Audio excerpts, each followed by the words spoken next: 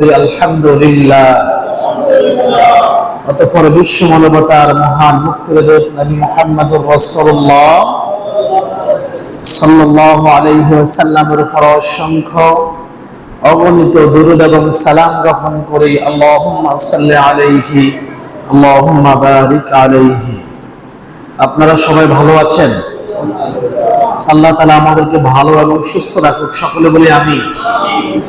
যতদিন বেঁচে থাকবো আমাদেরকে আল্লাহর গোলামি করার এবং মসজিদের সাথে অন্তরকে লাগিয়ে রাখার তৌফিক দান করুক, সকলে বলি আমিন। যারা মসজিদে এখনো আসে নাই তাদেরকে আল্লাহ তাআলা দ্রুত হেদায়েতের সহিত দ্রুত মসজিদে আসার তৌফিক দান করুক, সকলে বলি আমিন। সূরা আন-নাসর কোরআনুল কারীমের 110তম সূরা, আয়াত সংখ্যা 3টি। এটি মাদানী সূরার অন্তর্ভুক্ত।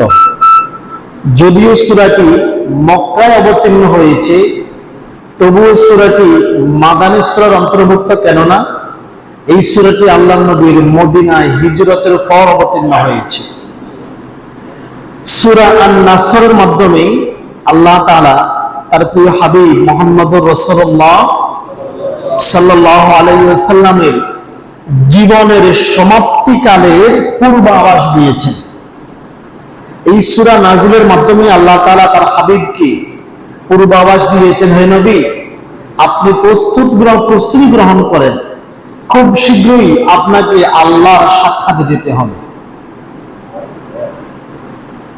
আবু সাঈদ আল-খুদরি রাদিয়াল্লাহু তাআলা আনহু বলেন, যখন সূরা আন-নাসর নাজিল হলো তখন রাসূল সাল্লাল্লাহু আলাইহি ওয়াসাল্লাম সূরাটি সম্পূর্ণ তেলাওয়াত করলেন এবং বললেন, মক্কা বিজয়ের পর আর কোনো হিজরত নেই, অর্থাৎ মক্কা থেকে মদিনায় আর কোনো হিজরত নেই। কেননা এই সূরাটি মক্কা বিজয়ের পর অবতীর্ণ হয়েছে। মক্কার অনেক লোক ইসলাম গ্রহণ করে মদিনায় যাওয়ার আশা আকাঙ্ক্ষা করেছিল।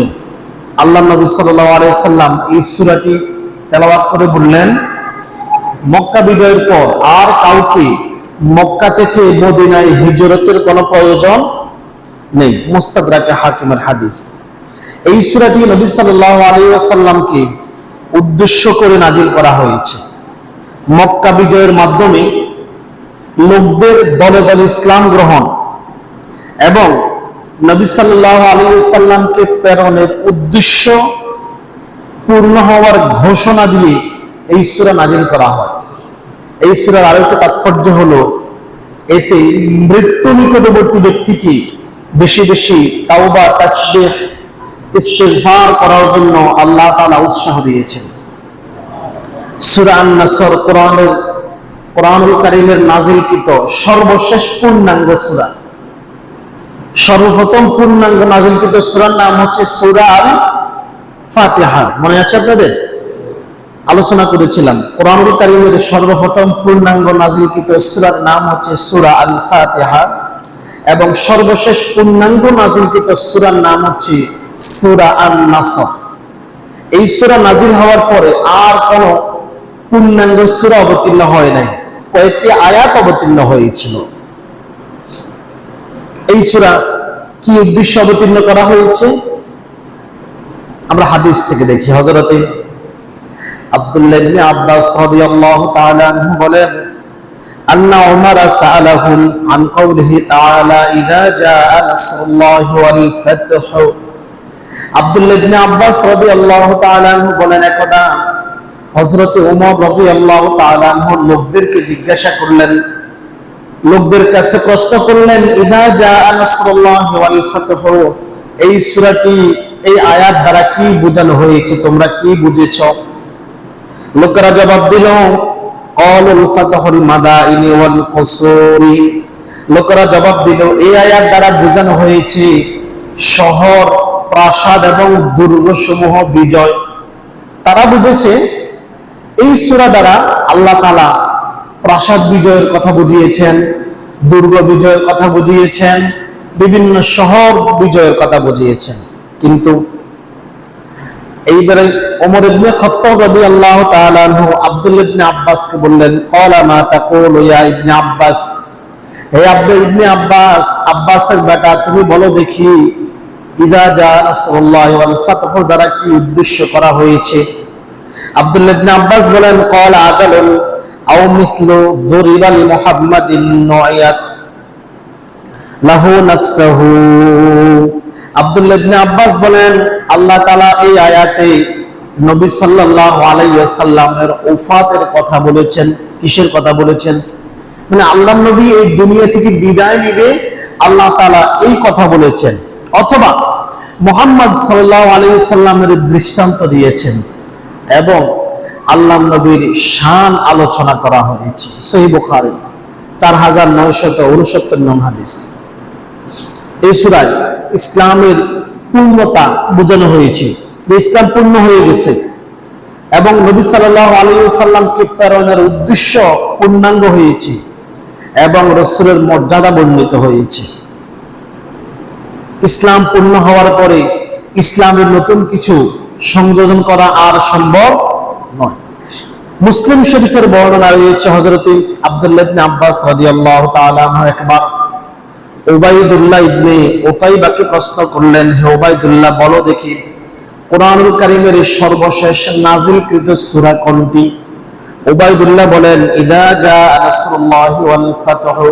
আব্দুল্লাহ ইবনে আব্বাস বলেন, তুমি সত্য কথা বলেছো, তুমি সত্য কথা বলেছো। এর দ্বারা বোঝা যায় কোরআনুল কারীমের সর্বশেষ নাজিলকৃত সূরার নাম হচ্ছে সূরা আন নাসর।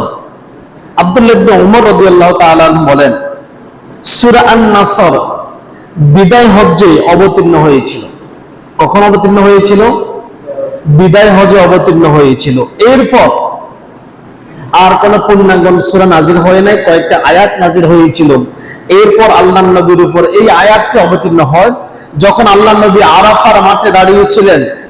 আল্লাহ নবী যখন আরাফার ময়দানে ওটের পিঠে দাঁড়িয়েছিলেন, তখন আল্লাহ নবীর উপর এই আয়াত অবতীর্ণ হয়। আল্লাহ তাআলা বলেন, আল-ইয়াউমা আকমালতু লাকুম দীনাকুম ওয়া আতমামতু আলাইকুম নি'মাতি ওয়া রাদিতু লাকুমুল ইসলাম দীনা। আল্লাহ তাআলা অবতীর্ণ করলেন, আজ আমি তোমাদের জন্য তোমাদের দিনকে পরিপূর্ণ করে দিলাম। আজ আমি তোমাদের জন্য, কাদের জন্য? মানুষদের জন্য, মানুষের জন্য দিনকে পরিপূর্ণ করে দিলাম। কোন দিন? ইসলাম। দিন মানে কি? ইসলাম। দিন মানে কি? ইসলাম। দিন মানে কি? দিনের কথা বোঝাই নাই। আল্লাহ তাআলা বলতেছেন, আজ আমি তোমাদের জন্য তোমাদের দিনকে পরিপূর্ণ করে দিলাম। ওই দিনের নাম কি? ইসলামকে পরিপূর্ণ করে দিলাম এবং তোমাদের উপরে আমার নিয়ামত সম্পূর্ণ করে দিলাম। সুবহানাল্লাহ। সম্পূর্ণ করে দিলাম মানে কি? আল্লাহ তাআলা তার নিয়ামত পরিপূর্ণ করে দিয়েছেন। তার মানে কি? আল্লাহ কোরআনকে পরিপূর্ণভাবে অবতীর্ণ করে দিয়েছেন এবং আল্লাহ তাআলা দিন ইসলামকে তোমাদের জন্য পরিপূর্ণ জীবন ব্যবস্থা হিসেবে গ্রহণ করেছেন এবং ইসলামের ভিতরে আর কোনো কিছু বাকি আছে এমন কিছু আল্লাহ তাআলা বাকি রাখে নাই। আমাদের মধ্যে যেমনটা কিছু মোল্লা মৌলবী পীর সাহেব আলেম ওলামারা মনে করে ইসলাম পরিপূর্ণ হয় নাই, আরো কিছু বাকি আছে, এই জন্য নিজেরা কিছু কিছু আমল বানায় আর এগুলা সাপ্লাই করে না? এগুলা করে না? আচ্ছা বলেন তো, আল্লাহ নবী সাল্লাল্লাহু আলাইহি ওয়াসাল্লাম একজন বলেছিলেন, আল্লাহ তাআলা অবতীর্ণ করেছেন, আল্লাহ নবী বলেছেন নামাজ 5 দিনে 5 ওয়াক্ত ফরজ। কয় ওয়াক্ত ফরজ? এখন যদি সমগ্র পৃথিবীর 1 কোটি আলেম ওআইসি সম্মেলনে বসে এই ঘোষণা দেয়, এই আইন করে যে আজকে থেকে নামাজ 5 ওয়াক্ত নয় 4 ওয়াক্ত পড়লেই চলবে, অথবা 5 ওয়াক্ত নয় আরো একটু বাড়াই পড়বো, 6 ওয়াক্ত পড়বো, বলেন তো এটা কি আল্লাহ তাআলা কবুল করবে? কেন গ্রহণ করবে না? আল্লাহ বলতেছেন, আল-ইয়াউমা আকমালতু লাকুম দীনাকুম ওয়া আতমামতু আলাইকুম। আমি তোমাদের জন্য তোমাদের দিনকে পরিপূর্ণ করে দিয়েছি। এখানে নতুন করে কোনো কিছু লাগানোর সুযোগ আর আছে নাকি? নতুন করে কোনো কিছু লাগাইতেও পারবা না, কোনো কিছু কাটছিড়ে করতে পারবা না, কোনো কিছু কাটছিড়ে করতে পারবা না। তাহলে আমরা যে লাগাই ওই যে মোল্লা মৌলবী, আমরা মোল্লা মৌলবীদেরকে, কেউ কেউ পীর সাহেবদেরকে আমরা কখনো কখনো আল্লাহর স্থানে নিয়ে বসাই ফেলি। নাউজুবিল্লাহ বলবেন না? হুজুর কিভাবে আল্লাহ স্থানে বসালেন, একটা গায়েবী কথা বলে দিলেন? হ্যাঁ, বসাইতো। পীর সাহেব হুজুর আমল একটা বানাই দিছে, আর আমরা এটা করি। তো আল্লাহ যে আমলটা বানাইছে সেটা না করে আপনি ওইটা করেন, ব্যাপারটা উল্টা হয়ে গেল না? ওই যে আমাদের দেশে একটা কথা আছে, নামাজ না পড়লে কি হয়েছে, ইমান তো ঠিক আছে। নামাজ না পড়লে কি হয়েছে, নামাজ না পড়লেও কেউ জিয়াফতের দাওয়াত দিলে খাওয়া লাগে। কথা বলেন না? নামাজে না পড়ি না যে জিয়াবত কি মিস করবো, ইমান জিয়ান নাই, ইয়ানকে হারাইলাম মনে। কথা বলেন না? গতকালকেও এই পাড়াতে এক ভাই দাওয়াত খাইছে, মসজিদে মুসল্লি খালি, কিন্তু ইমাম সাহেব যাওয়ার আগে মাশাআল্লাহ খাওয়ান মানুষ ভরপুর। এতটা চিন্তা করছে নামাজ না পড়লে কি হয়েছে, যে আবারটাকে মিস করা যাবো, ইমানটা থাকবো। কথা বলেন না? ইমানটা থাকবো, এটা চিন্তা করছে। এটাই। আচ্ছা বলেন, আপনি যদি জিয়াফত না খান, কারো বাড়িতে দাওয়াতে না যান, জীবনে কোনোদিন আপনি মনে করেন জীবন কোনোদিন কোনো সুন্নত আদায় করেন নাই, শুধু ফরজগুলি আদায় করেছেন, আল্লাহ এই কথা বলবে না যে তুই জাহান্নাম? এই কথা কোথাও বলে নাই। কিন্তু আল্লাহ তাআলা, আল্লাহ নবী কি বলেছেন?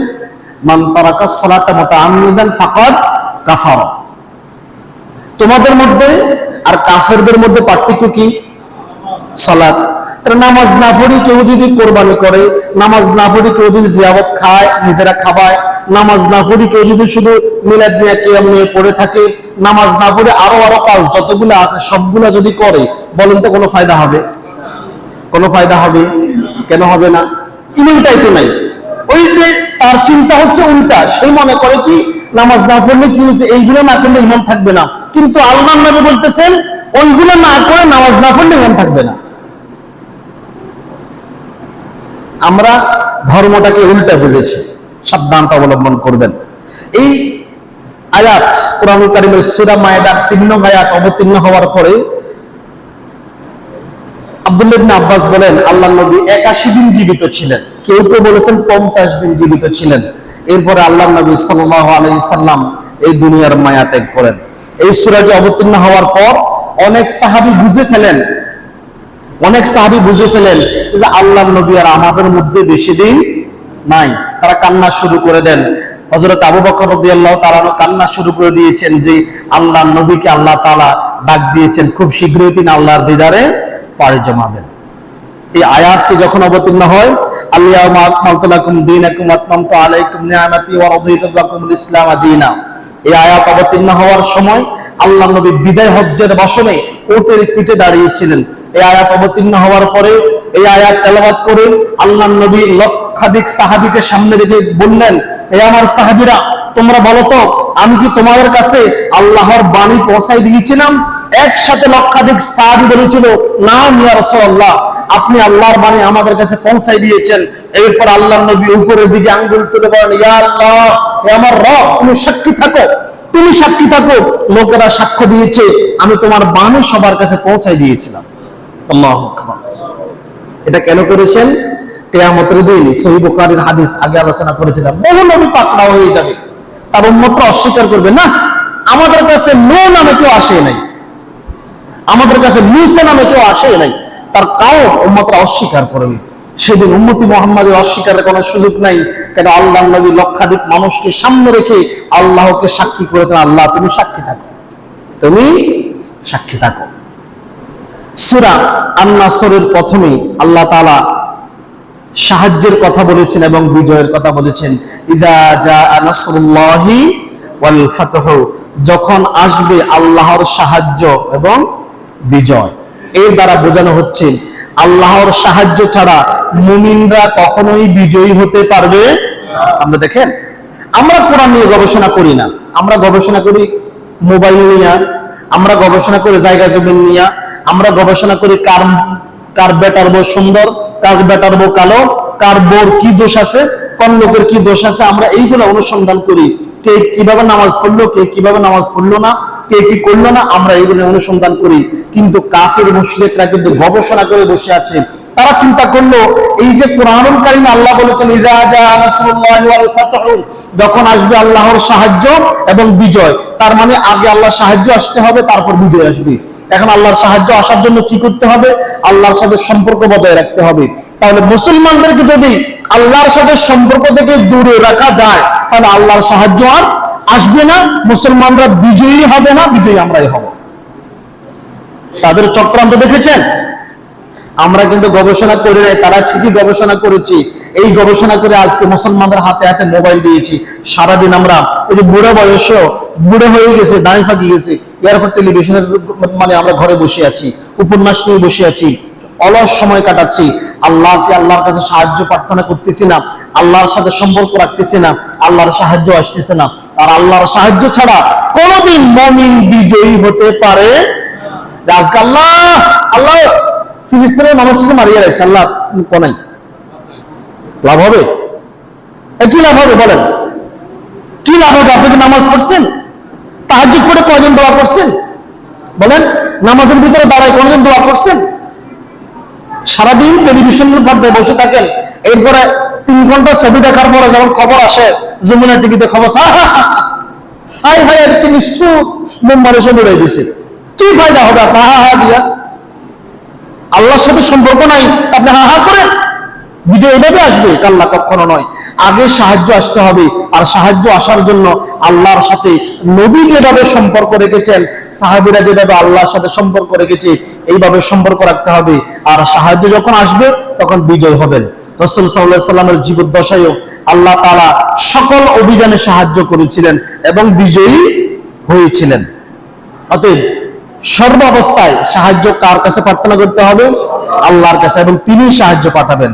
আর তার সাহায্য যখন আসবে তখন বিজয়ও আসবে, তখন বিজয়ও আসবে। তবে এই আয়াত দ্বারা অধিকাংশ উলামায়ে কেরাম বলেছেন, এই আয়াত দ্বারা সকলে একমত হয়েছেন, ইযা জাআ নাসরুল্লাহিল ফাতহু, এই আয়াত দ্বারা বোঝানো হয়েছে মক্কা বিজয়ের কথা বোঝানো হয়েছে। কোন বিজয়ের কথা বোঝানো হয়েছে? মক্কা বিজয়ের কথা বোঝানো হয়েছে। কেননা মক্কা বিজয় কিন্তু সাধারণ বিজয় ছিল না। আমরা হয়তো মনে করি কি বলে, কত বড় বড় দেশ মুসলমানরা এখন দখল করে রেখেছে, মক্কা বিজয় এমন কি হইল? ওই সময় মক্কা বিজয় ছোটখাটো বিষয় ছিল না। কেননা মক্কা বিজয়ের পরে আর আরব অঞ্চলে ইসলামের সাথে প্রতিদ্বন্দ্বিতা করবে, সংঘর্ষে লিপ্ত হবে, এমন কোন শক্তি আর ছিল না। এবং লোকেরা অপেক্ষা করতেছিল কখন মক্কা বিজয় হবে, মুহাম্মদ তার গোত্রের উপরে বিজয় লাভ করবে, আর আমরা ইসলাম গ্রহণ করব। যখন আল্লাহ নবী মক্কায় আক্রমণ করে, তখন কিন্তু আরবের লোকেরা নিউট্রাল ছিল, নিউট্রাল পর্যন্ত মানে দোদুল্যমান ছিল। তারা মানে দুই রাস্তার মোড়ে মধ্যখানে দাঁড়াইছিল, আর চিন্তা করতেছে যদি মুহাম্মদ তার গোত্রের উপরে বিজয় লাভ করে তাহলে সে সত্য নবী, আমরা ইসলাম গ্রহণ করব। আর যদি মুহাম্মদ পরাজিত হয় তাহলে আমরা ইসলাম গ্রহণ করব না। কারণ তারা অতীতের ইতিহাস থেকে জেনেছে সব নবী তার গোত্রের উপরে বিজয় লাভ করেছিল, মোটামুটি সব নবী তার গোত্রের উপরে আগে বিজয় লাভ করেছিল। এই জন্য তারা অপেক্ষা করতেছিল যে যখন মুহাম্মদ মক্কা বিজয় করবে তখন আমরা দলে দলে ইসলামের ছায়াতলে আসব। হয়েছিল ঠিক তাই। আল্লাহ তাআলা যে কথা বলেছেন, ওয়ারাইতান নাস ইয়াদখুলুনা ফি দীনিল্লাহি আফওয়াজা, যখন আপনি মক্কা বিজয় করবেন তখন দেখবেন লোকেরা দলে দলে দলে দলে গোত্র গোষ্ঠী এলাকা সহকারে ইসলাম গ্রহণ করবে। আল্লাহু আকবার। হাদিস দেখি আমরা, সহিহ বুখারীর 4302 নং হাদিস।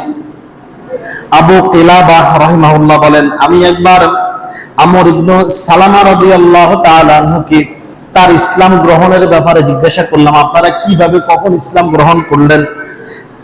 হযরতে আমর ইবনে সালামা বলেন, আমরা লোকজনের চলার পথে একটি ঝর্ণার ধারার কাছে বসবাস করতাম। মনে করেন না, ঢাকা চট্টগ্রাম চলাচলের একটা হাইওয়ে রোড আছে না, ঢাকা চট্টগ্রাম চলাচলের বিশ্ব রোড আছে না, মনে করেন 14 গ্রাম একটা ঝর্ণা আছে, এই ঝর্ণার পাশে গোত্রটা বসবাস করত। কারণ যেহেতু ঝর্ণা আছে, এই চলাচলের রাস্তা দিয়ে সবার পানির প্রয়োজন, আরব দেশে তার পানি যত্রতত্র পাওয়া যাচ্ছে না, তো ঝর্ণাতে পানি নেওয়ার জন্য সবাই যাবে। আমর ইবনে সালামা বলেন, আমরা লোকদের চলাচলের পথের পাশে একটি ঝর্ণার পাশে বসবাস করতাম, আমাদের গোত্র বাস করত, আমাদের পাশ দিয়ে বিভিন্ন কাফেলা চলাফেরা করত। তখন আমরা লোকদেরকে জিজ্ঞাসা করতাম মক্কাবাসীর কি অবস্থা, আর ওই লোকটার বা কি অবস্থা। লোকেরা আমাদের কাছে বলতো, তারা বলতো ওই ব্যক্তি যিনি দাবি করে যে আল্লাহ তাকে রাসূল হিসেবে পাঠিয়েছেন এবং তার কাছে ওহী পাঠিয়েছেন, অতঃপর তারা কোরআনুল কারীম থেকে কিছু আয়াত, কিছু বর্ণনা, কোরআনুল কারীমের কিছু সূরা আমাদের কাছে শুনান। তখন আমর ইবনে সালামা বলেন, আমি তাড়াহুড়া করে এইগুলা মুখস্থ করে নিতাম, যাতে কি বলে পরবর্তীতে চিন্তা করতে পারি, গবেষণা করতে পারি। তিনি বলেন, আমি মুখস্থ করে রাখতাম যাতে আমার অন্তরে গেঁথে যায়, বলে না যায়।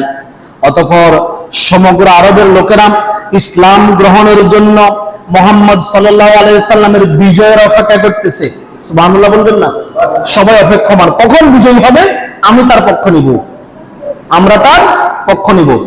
অতঃপর তিনি বলেন, সকল গোত্রই তারা বলা বলি করতে লাগলো, আগে মুহাম্মদ তার গোত্রের সাথে বোঝাপড়া করুক, সে যদি তার গোত্রের উপর বিজয় লাভ করে তাহলে সে সত্য নবী, তাহলে সে সত্য নবী। এরপর আমর ইবনে সালামা বলেন, এরপর মক্কা বিজয়ের ঘটনা ঘটলো। এবার আরবের সব গোত্র, সব এলাকার মানুষ তাড়াহুড়া করতে শুরু করে দিল, কখন কে কার আগে ইসলাম গ্রহণ করবে। আল্লাহু আকবার। কে কার আগে ইসলাম গ্রহণ করবে তাড়াহুড়া করে দিল। আমাদের গোত্র, আমার পিতা ছিলেন গোত্র নেতা, তিনি ইসলাম গ্রহণ করার জন্য খুব তাড়াহুড়া করলেন, গোত্র পিছনে পড়ে গেছে, তিনি আগে গিয়ে ইসলাম গ্রহণ করে দিয়েছেন। আল্লাহু আকবার। আসি বলতেছেন, হে আমার গোত্রের লোকেরা, আমি সত্য নবীর কাছে সত্য ধর্ম গ্রহণ করে এসেছি। সহিহ বুখারীর হাদিস। এই হাদিস কিন্তু আমাদেরকে আরো একটা জিনিস শিক্ষা দেয়। কি শিক্ষা দেয় জানেন? সেটা হচ্ছে, আপনি সফল হলে সবাই আপনার পক্ষে থাকবে। আপনি সফল, সবাই আপনার পক্ষে থাকবে। সফল না হওয়া পর্যন্ত সবাই অপেক্ষা করবে। সফল হলে আপনার পক্ষ নিবে, ব্যর্থ হলে আপনাকে ছুঁয়ে ফেলে দিবে। ওই যে আমাদের মুরব্বীর একটা কথা বলে, উঠতি লোকের বন্ধু হও, পড়তি লোককে ত্যাগ করো। উঠতি লোকের বন্ধু হও, পড়তি লোককে ত্যাগ করো। আমাদের দেশে দেখবেন, দল যেটা ক্ষমতায় সবাই একটা হাতের পক্ষে, ঠিক না? কথা বলেন না, দল যেটা ক্ষমতায় সবাই এর পক্ষে। এই জন্য আপনি যখন সফল হবেন তখন আপনি সবাই আপনার পক্ষ নেবে। মক্কা বিজয়ের পর আরবের গোত্রসমূহের ইসলাম গ্রহণের বাধা দূর হয়ে গেল, তারা দলে দলে দলে দলে ইসলাম গ্রহণ করা শুরু করে দিল। আল্লাহু আকবার। শেষ আয়াতে নবী সাল্লাল্লাহু আলাইহি সাল্লামকে বলা হচ্ছে, হে নবী, ইতিপূর্বে যেহেতু আল্লাহর সাহায্য এসেছে, আপনি বিজয়ী হয়েছেন, আর লোকেরা দলে দলে দলে দলে সত্য দিন ইসলাম গ্রহণ করা শুরু করে দিয়েছে, এখন আপনি আল্লাহর কাছে বেশি বেশি ইস্তেগফার করুন, তাওবা করুন, তাসবিহ করুন। কেননা আপনার দুনিয়াতে আপনাকে যে উদ্দেশ্যে প্রেরণ করা হয়েছে সেই উদ্দেশ্য পরিপূর্ণ হয়ে গেছে, আপনাকে প্রেরণের প্রয়োজনীয়তা পূর্ণ হয়েছে, আপনাকে পাঠানোর উদ্দেশ্য পূর্ণাঙ্গতা পেয়েছে। অতএব আপনাকে বিদায় নিতে হবে, আপনাকে খুব শীঘ্রই আল্লাহর দিদারে যেতে হবে। আল্লাহু আকবার। এই জন্য বেশি বেশি ইস্তেগফার করুন, আল্লাহর হামদ সানা শুকরিয়া আদায় করুন, আল্লাহর কাছে তওবা করুন। হাদিসেও এই ব্যাপারে বর্ণনা হয়েছে। হযরতে উম্মু সালামা রাদিয়াল্লাহু তাআলা আনহা বলেন, কানাত বাদি মা নাযালাত হাযিহি সূরাতু তাদউ সুবহানাল্লাহি ওয়া বিহামদিহি জালিসান ওয়া মাশিয়াতান ওয়া ফি কুল্লি হালিন। উম্মু সালামা রাদিয়াল্লাহু তাআলা আনহা বলেন, এই সূরা আন-নাসর নাজিল হওয়ার পর আল্লাহর নবী উঠা বসা করতে, চলাফেরা করতে, সর্ব অবস্থায় ঘুমাইতে যাইতে, সর্ব অবস্থায় বলতেন সুবহানাল্লাহি ওয়া বিহামদিহি। পারনা তারা বলেন না কেন? মানে হুজুরে বলো, ওয়াজ করতে করতে হুজুরের দম যাক, আমরাও কত জিরাই নাকি? তার দোকানে বসে বসে এতক্ষণ তো ছাপা ফিরিয়ে এসছি, গল্প গুজব করিয়ে এসছি, এখন তো জিরাই নাকি? বলেন না সবাই সুবহানাল্লাহি ওয়া বিহামদিহি। আল্লাহ নবী উঠতে বসতে, খাইতে, চলাফেরা করতে, ঘুমাইতে, সর্ব অবস্থায় এই দোয়া পড়তেন। এরপর তিনি বলেন, উমিরতু বিহাদিহি, আমাকে এমনটা করার জন্য নির্দেশ দেওয়া হয়েছে, অর্থাৎ আমাকে এটাই করার জন্য নির্দেশ দেওয়া হয়েছে। দলিল হিসাবে আল্লাহর নবী সুম্মা তাকরাউ হাযিহি সূরাতুল হুজ্জাতি, দলিল হিসাবে সূরা আন-নাসর তেলাওয়াত করেন এবং বলেন আমাকে এটাই বলা হয়েছে। আমাদের যেহেতু যে কোনো সময় মৃত্যুর মুখোমুখি হতে হবে, বিশেষভাবে যারা বুড়ো হয়ে গেছেন, দাড়ি ফাঁক ধরছে মানে আল্লাহ আপনাকে সিগন্যাল দিছে। কি দিছে? বার্তা দিছে, বান্দা খুব শীঘ্রই তোমার দুনিয়ার মায়া ত্যাগ করতে হবে, আল্লাহর সাথে সাক্ষাৎ করতে হবে। দোকানে বসে বসে বান্দা পান চাবাইও না, দোকানে বসে বসে সিনেমা দেখিও না, দোকানে বসে বসে গীবত করিও না, দোকানে বসে সময় নষ্ট করিও না। বান্দা তুমি সর্বাবস্থায় বলো সুবহানাল্লাহি ওয়া বিহামদিহি। বুখারী শরীফের অপর বর্ণনা রয়েছে, দুনিয়া এবং তার মধ্যকার সমস্ত বস্তু থেকে আল্লাহর কাছে দুটি কালেমা বাক্য অনেক প্রিয়। সে দুটি কালেমা বাক্য কি? সুবহানাল্লাহি ওয়া বিহামদিহি সুবহানাল্লাহিল আযীম, সুবহানাল্লাহি ওয়া বিহামদিহি সুবহানাল্লাহিল আযীম। আল্লাহু আকবার। চলতে ফিরতে, অবসর সময়, কাজকর্ম করতে, গাড়ি চালাতে, রোয়া রইতে, মাছ ধরতে, যখন যে অবস্থা থাকেন মনে মনে সুবহানাল্লাহি ওয়া বিহামদিহি সুবহানাল্লাহিল আযীম পড়তে অসুবিধা আছে? পড়তে অসুবিধা আছে? অসুবিধা নেই, এই দোয়াটি পড়বেন। নবী সাল্লাল্লাহু আলাইহি সাল্লাম এবং কি নামাজের ভিতরেও এই দোয়া পড়তেন।